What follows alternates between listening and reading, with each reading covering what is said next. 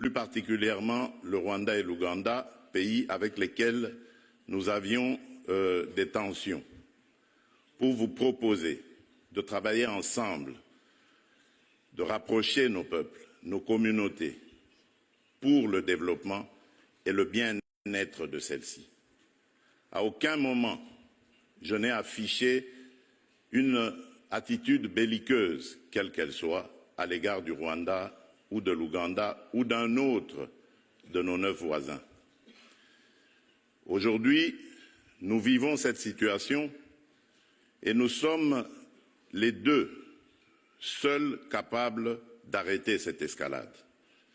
Je le dis en prenant à témoin le président João Lourenço, notre président actuellement de l'Union africaine, dont je rends d'ailleurs l'hommage, un hommage particulier pour son implication dans cette crise, et qui, comme vous le savez, était à quelques encablures de la régler définitivement.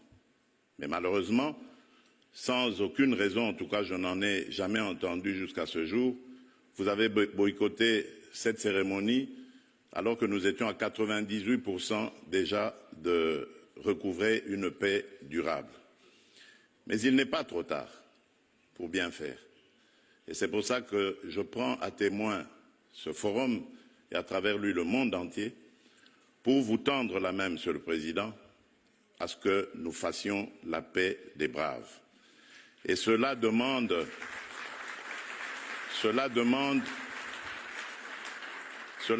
que vous donniez l'ordre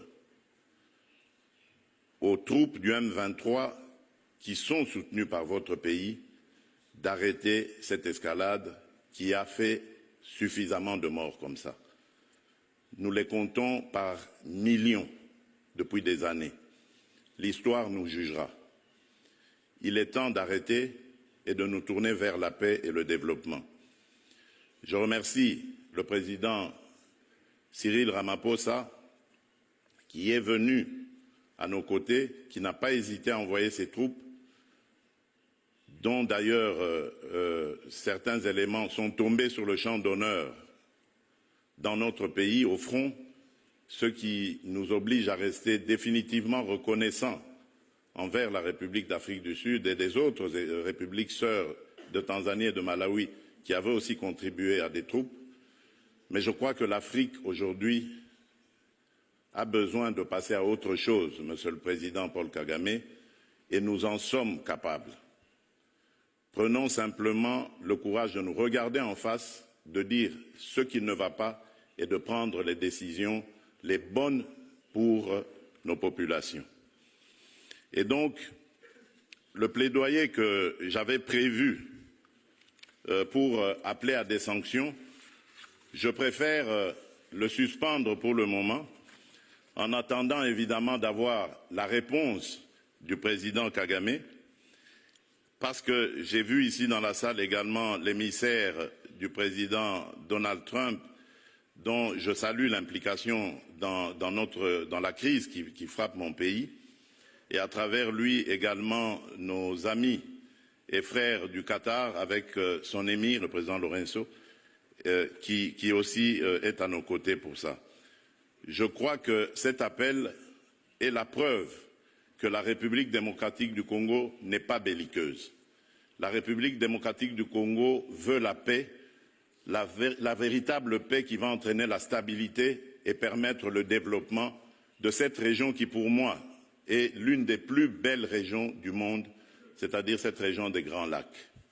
J'espère que cet appel sera entendu par le président Kagame et je lui dis ma disponibilité à discuter de cette situation. Excellences, Mesdames, signé en 2023 et confirmé le vœu de le voir fondé sur les réalités d'aujourd'hui, les ambitions de demain et la mémoire des erreurs d'hier.